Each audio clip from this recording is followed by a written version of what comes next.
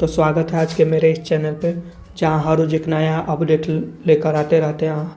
अगर वीडियो पसंद आए तो लाइक करना ना भूलें और चैनल को सब्सक्राइब करना मत भूलें। नीतीश कुमार ने अपने ट्विटर हैंडल पर एक नोटिफिकेशन जारी किया है जो बिहार पुलिस से संबंधित। बिहार पुलिस में सिपाही के 22,771 पदों पर होगी बहाली। बहुत जल्द उसकी नोटिफिकेशन जारी होगी। जो बिहार सरकार ने अगले भर्ती वर्ष 25 से 26 में बिहार पुलिस में कुल 22,771 पदों पर नियुक्ति की तैयारी शुरू कर दी है। बहुत जल्द आपको अगले साल 2026 में इसका फुल नोटिफिकेशन देखने को मिलेगा। अगर आप जानना चाहते हैं कि क्वालिफ़िकेशन क्या रहेगा, फी कितना लगेगा, एज लिमिट क्या रहेगा, एग्ज़ाम पैटर्न क्या रहेगा, तो आज के वीडियो में हमारे साथ बने रहिए। वीडियो लंबा ज़रूर होने वाली है मगर महत्वपूर्ण होने वाली है। सबसे पहले बिहार पुलिस का लिखित परीक्षा होगा। लिखित परीक्षा होने के बाद फिजिकल होगा। फिजिकल होने के बाद उसके बाद डॉक्यूमेंट वेरिफिकेशन होगा। दोस्तों, सिपाही पदों में शारीरिक मापदंड कुछ इस प्रकार है। गैर आरक्षित पिछड़ा वर्ग के पुरुष अभ्यर्थियों के लिए ऊंचाई न्यूनतम 165 सेंटीमीटर चाहिए। गैर आरक्षित पिछड़ा वर्ग के पुरुष अभ्यर्थियों के लिए 165 सेंटीमीटर चाहिए और अत्यंत पिछड़ा वर्ग पुरुषों के लिए अभ्यर्थियों के लिए ऊंचाई कम से कम हाइट 107 सेंटीमीटर चाहिए। अनुसूचित जाति एवं अनुसूचित जनजातियों के लिए पुरुष अभ्यर्थियों के लिए 107 सेंटीमीटर चाहिए हाइट, और सभी वर्गों के लिए महिला अभ्यर्थियों के लिए ऊंचाई 165 सेंटीमीटर हाइट 155 सेंटीमीटर हाइट चाहिए। बात यहाँ सीना पर आ गया था। गैर आरक्षित पिछड़ा वर्ग के पुरुष अभ्यर्थियों के लिए सीना का माप न्यूनतम बिना फुलाए 81 सेंटीमीटर और न्यूनतम फुलाकर 86 सेंटीमीटर होना चाहिए। अत्यंत पिछड़ा वर्ग पुरुषों के अभ्यर्थियों के लिए सीना का माप न्यूनतम 81 सेंटीमीटर और न्यूनतम फुलाकर 86 सेंटीमीटर। अत्यंत पिछड़ा वर्ग पुरुष अभ्यर्थियों के लिए सीना 81 सेंटीमीटर और सीना फुलाकर 86 सेंटीमीटर। अनुसूचित जाति एवं अनुसूचित जनजातियों के पुरुष अभ्यर्थियों के लिए सीना का मापी न्यूनतम 79 सेंटीमीटर फुलाकर सीना का न्यूनतम फुलाकर 84 सेंटीमीटर। फुलाने के बाद सीना की मापी में कम से कम 5 सेंटीमीटर का अंतर होना अनिवार्य होगा। सभी वर्गों की महिला के लिए अभ्यर्थियों के न्यूनतम वजन 48 किलोग्राम होना आवश्यक है। इसमें महिला का सीना नहीं मापा जाता है। ट्रांसजेंडर अभ्यर्थियों के लिए शारीरिक मापदंड महिला अभ्यर्थी के समान होंगे। जो ट्रांसजेंडर होते हैं उन अभ्यर्थियों को सभी वर्ग की महिलाओं को जैसा ही मापदंड होंगे। दोस्तों, इसके लिए योग्यता क्या होगा? इसके योग्यता के लिए 10+2 मतलब इंटरमीडिएट उत्तीर्ण होना चाहिए, तभी आप फॉर्म भर सकते हैं। उम्र सीमा अभ्यर्थी की गणना मैट्रिक अथवा समकक्ष परीक्षा के प्रमाण पत्र में अंकित जन्म तिथि के आधार पर की जाएगी। कटअप तिथि के अनुसार अभ्यर्थी की उम्र सीमा आरक्षण कोटिवार निम्न होंगे। अगर गैर आरक्षित कोटि के न्यूनतम उम्र 18 वर्ष और अधिकतम 25 वर्ष। दोस्तों, अगर आप बिहार पुलिस में फॉर्म भरना चाहते हैं तो इसका एज लिमिट 18 वर्ष है। अगर 18 वर्ष से आप कम हैं तो इसमें फॉर्म अप्लाई आप नहीं कर सकते हैं। अगर आपका 18 वर्ष हो गया है तो इस प्रकार हमारे साथ बने रहिए। आगे बताते जा रहे हैं। गैर आरक्षित कोटि के लिए न्यूनतम उम्र 18 वर्ष और अधिकतम उम्र 25 वर्ष होना चाहिए। और पिछड़ा वर्ग कोटि एवं अत्यंत पिछड़ा वर्ग कोटि के पुरुषों के लिए अधिकतम उम्र सीमा में 2 वर्ष का छूट दिया जाएगा, यानी न्यूनतम उम्र 18 वर्ष और अधिकतम उम्र 27 वर्ष।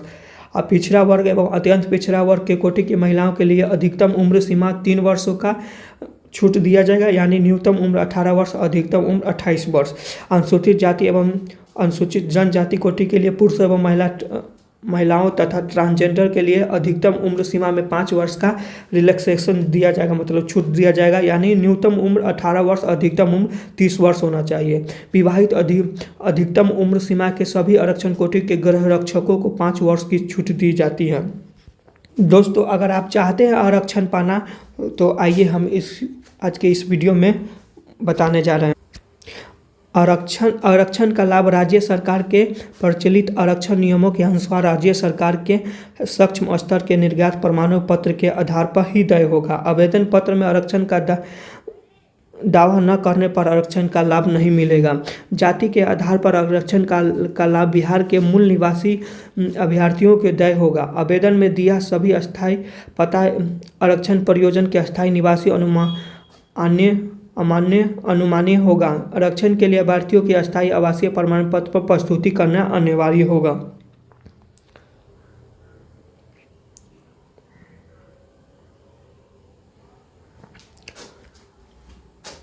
राज्य के बाहर के आरक्षण कोटि अभ्यर्थियों की गणना और आरक्षित सामान्य कोटि के अभ्यर्थी के रूप में की जाएगी।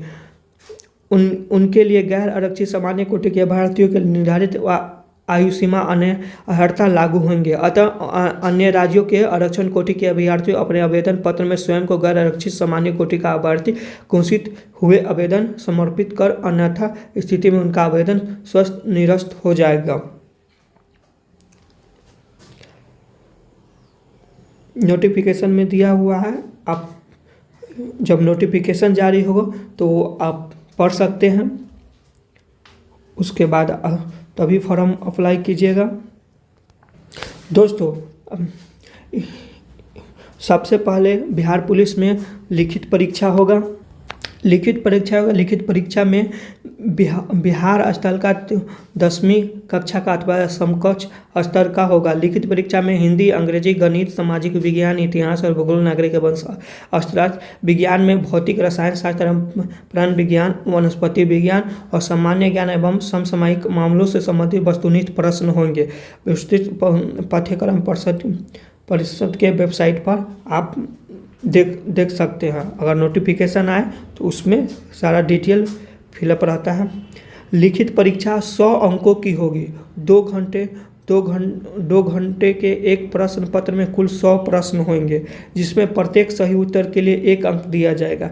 परीक्षा ओएमआर शीट आधारित होगी। ओएमआर शीट उत्तर पुस्तिका दो प्रतियों में होगी, जिसमें से एक प्रतियां आदर्शीय कार्बन प्रति के रूप में परिषद के पास अंतिम चयन सूची प्रकाशित होने के पश्चात 1 वर्ष तक सुरक्षित रखी जाएगी। लिखित परीक्षा में 30% से कम अंक लाने वाले अभ्यर्थी शारीरिक दक्षता परीक्षा के लिए असफल घोषित किए जाएंगे। लिखित परीक्षा में प्राप्त अंकों के आधार पर अर्थसंभव रिक्तियों के आरक्षण कोटिवार प्रत्येक कोटिवार के 5 गुना अभ्यर्थियों को चयन शारीरिक दक्षता परीक्षा हेतु किया जाएगा। लिखित परीक्षा अंतिम मेधा सूची के आधार नहीं होंगे। दोस्तों, लिखित परीक्षा इसका अंतिम मेधा सूची नहीं होता है। अब लिखित परीक्षा केवल शारीरिक दक्षता परीक्षा के लिए अर्हता होगी। मतलब अगर आप चाहते हैं मतलब फिजिकल देना, शारीरिक परीक्षा देना, शारीरिक दक्षता, तो आप लिखित परीक्षा में 30% लाएंगे तो आपको उसमें लिखित परीक्षा में शारीरिक दक्षता परीक्षा दे सकते हैं। द्वितीय चरण शारीरिक दक्षता परीक्षा, जिसको पीटी भी कहते हैं।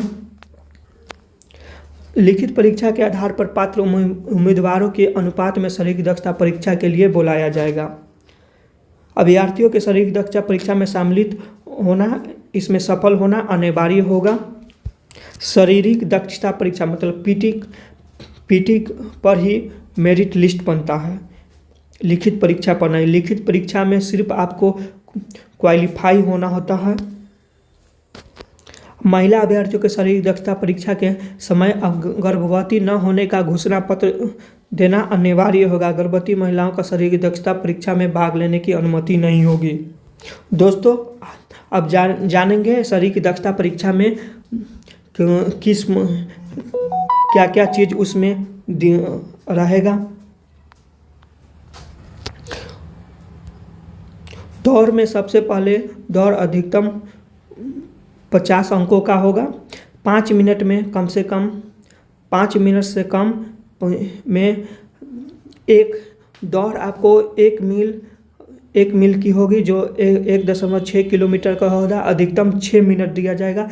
5 मिनट से कम को 50 अंक, 5 मिनट से 5 मिनट 20 सेकंड तक 40 अंक, 5 मिनट 20 सेकंड से अधिक एवं 5 मिनट 40 सेकंड तक 30 अंक, 5 मिनट 40 सेकंड के अधिक एवं 6 मिनट तक 20 अंक। 6 मिनट से अधिक समय लेने वाले अभ्यर्थी को असफल घोषित किया जाएगा। सभी कोटिवार के महिलाओं के लिए दोस्तों अभी जो बताया है वो पुरुषों के लिए था, अब जो बताने जा रहे हैं वो महिलाओं के लिए है। महिलाओं के लिए 1 किलोमीटर की दौड़ होगी, जो अधिकतम 5 मिनट का होगा। 4 मिनट से कम दौड़ने वाली महिला को 50 अंक, 4 मिनट से 4 मिनट 20 सेकंड तक महिला दौड़ने वाली को 40 अंक, 4 मिनट 20 सेकंड से अधिक एवं 4 मिनट 40 सेकंड तक दौड़ने वाली महिला को 30 अंक, और 4 मिनट 40 सेकंड से अधिक एवं 5 मिनट तक महिला दौड़ने वाली 20 अंक। 5 मिनट से अधिक समय लेने वाली महिला अभ्यर्थी को असफल घोषित किया जाएगा। गोला फेंक में अधिकतम आपको 25 अंक दिए जाते हैं। सभी कोटिवार के पुरुषों के लिए 16 पाउंड का गोला न्यूनतम 16 फीट फेंकना होगा। गोला फेंक के लिए अधिकतम 25 अंक निर्धारित किए गए हैं। और एक जो जरूरी सूचना, सभी कोटिवार महिलाओं के लिए के भी 1 किलोमीटर की दौड़ में आपको 50 अंक ही निर्धारित रहता है।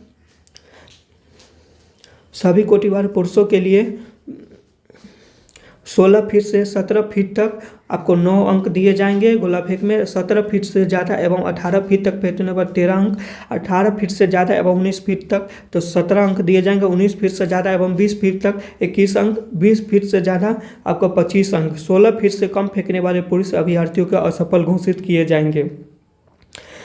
सभी कोटिवार महिला के लिए भी 12 पाउंड का गोला न्यूनतम 12 फीट फेंकना होता है। ये भी 25 अंक का ही निर्धारित रहता है। अंक समान अंक जो दौड़ में गोला फेंक में ऊंची कूद में लंबी कूद में समान रहता है, समान अंक रहता है, इसमें कोई बदलाव नहीं रहता है।